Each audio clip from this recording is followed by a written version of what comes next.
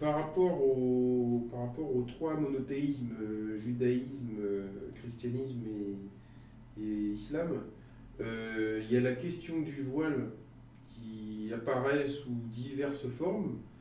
Et alors du coup, il y a donc dans l'islam, bon, c'est plus ou moins clair que c'est le voile. Alors le judaïsme, on pourra dire c'est la perruque. Enfin, et alors du coup, dans le christianisme, il y a des personnes qui ramènent ce que disait Saint Paul, et justement qui lui, il était pour le voilement de la femme.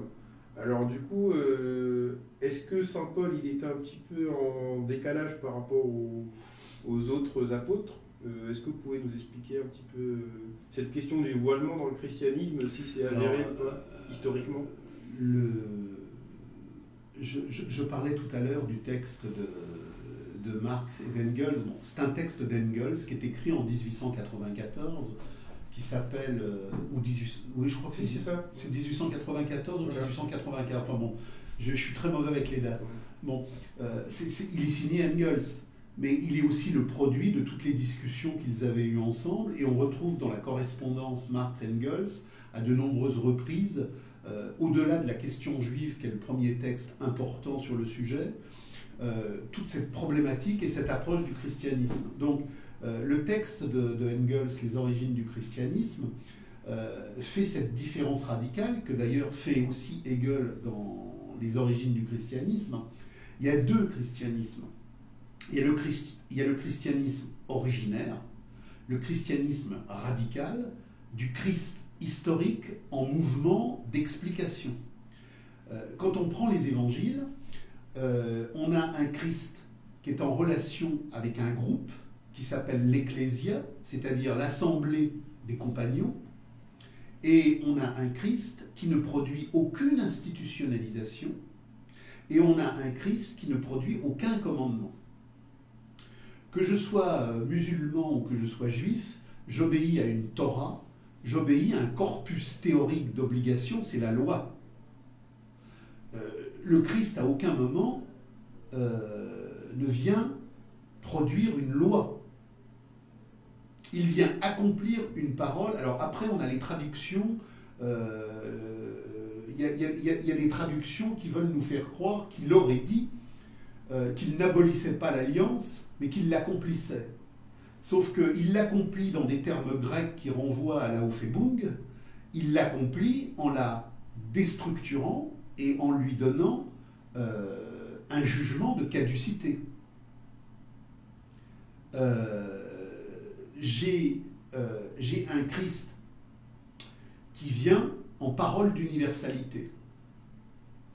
J'ai des textes où le Christ parle du logos, parle de la richesse de l'émerveillement et du mouvement des vivants dans des termes qui sont extrêmement proches de ce que disent Héraclite, Empédocle ou Parménide.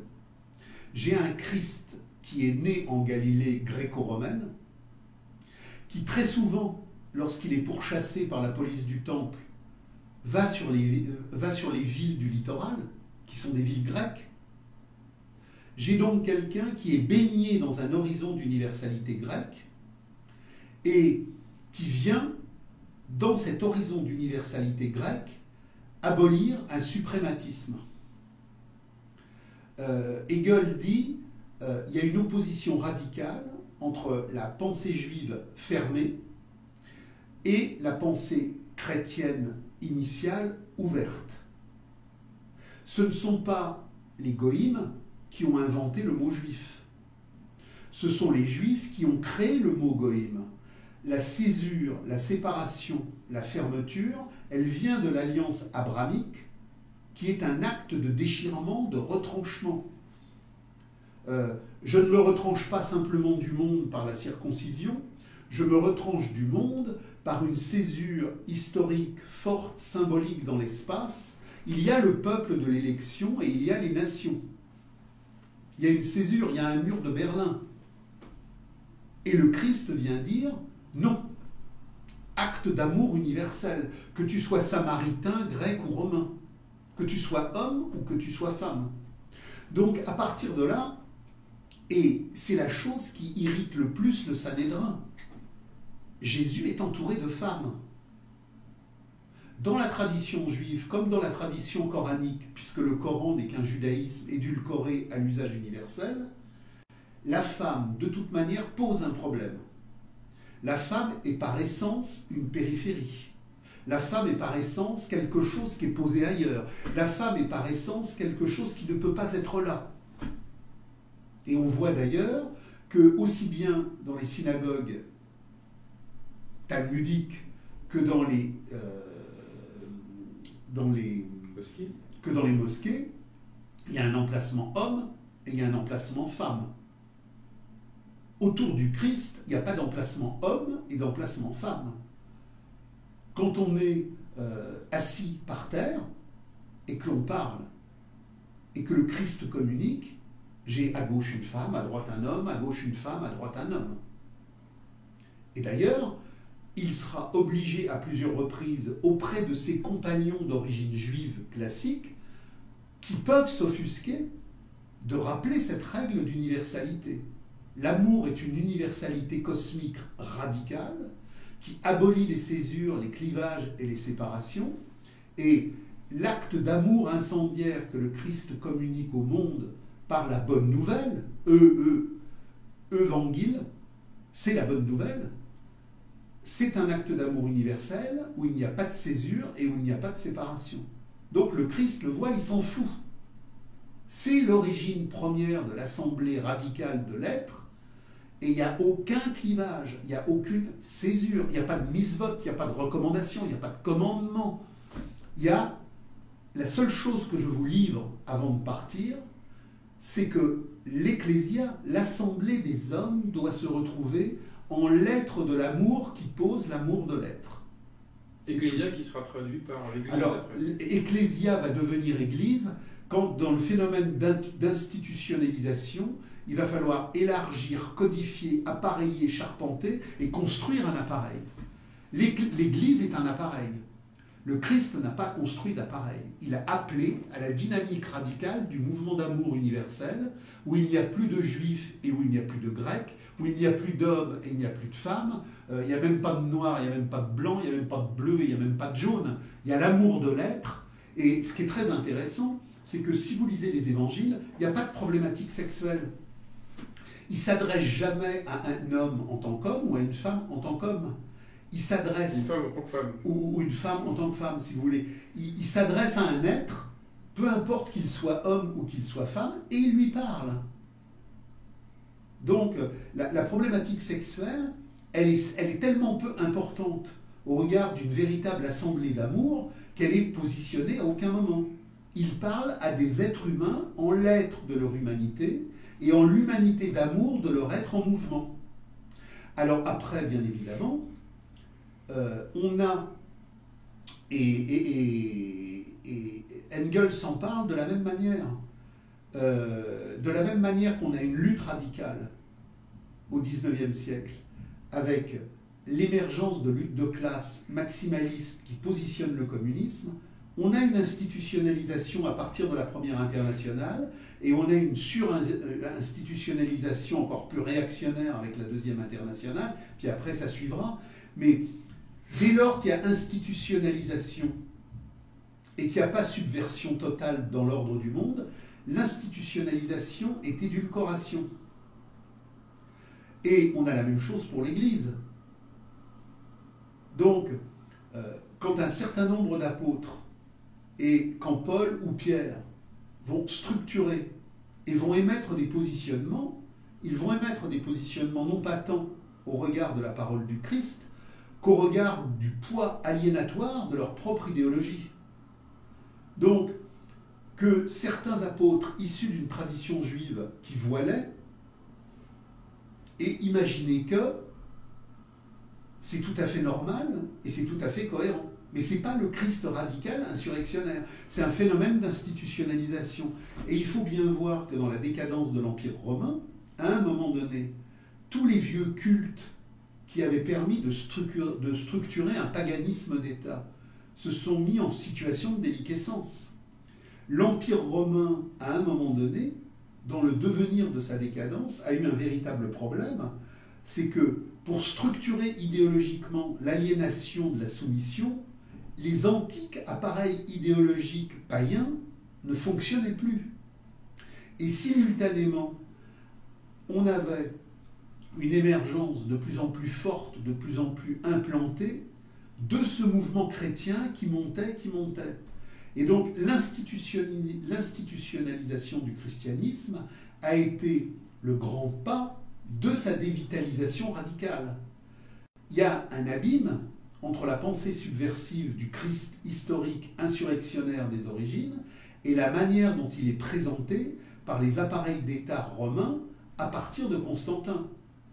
À partir de Constantin, de la même manière que j'ai des préfets militaires et des préfets civils, je vais avoir des préfets religieux sous la forme des évêchés. Qu'est-ce qu'un évêque? C'est un préfet de l'ordre idéologique de la représentation pour le contrôle mental des spiritualités, de telle sorte que toute la subversion christique soit étouffée, enterrée, retournée. Donc, j'ai le temps du Christ radical et j'ai le temps institutionnel. Mais la portée subversive du Christ est tellement forte que, quant au sortir des invasions germaniques, sur les débris de la décadence romaine, va se constituer le monde médiéval. Je vais avoir ce que Engels et Marx, dans le cadre de la guerre des paysans, appellent ce feu incendiaire permanent. Parce que même si les églises étouffent, même si les églises ont aseptisé, la parole radicale est tellement puissante qu'elle est communication à l'incendie des insurrections sociales.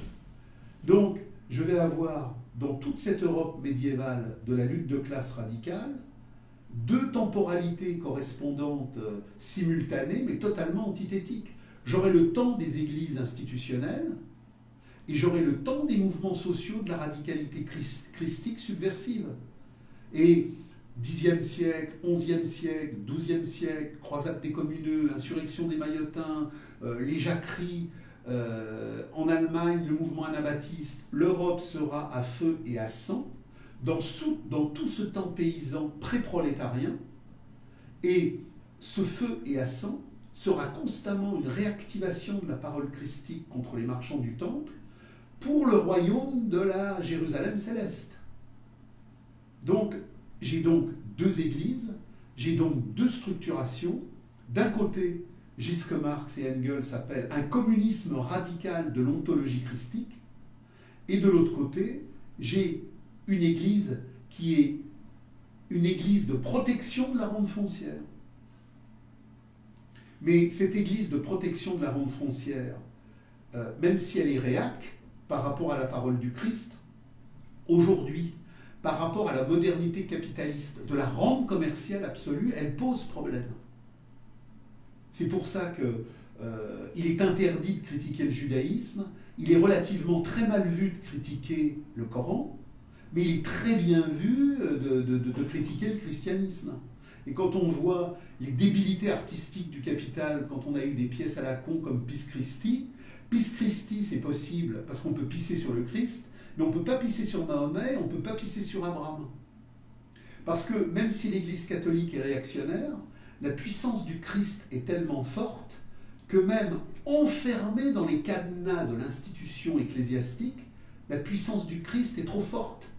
Elle transpire, elle sue, elle illumine. Donc aujourd'hui, par rapport à ce que vous avez appelé les trois monothéismes, il y a deux monothéismes qui, dans leur forme première, sont totalement compatibles avec le capital puisqu'ils expriment la valeur des biens de ce monde.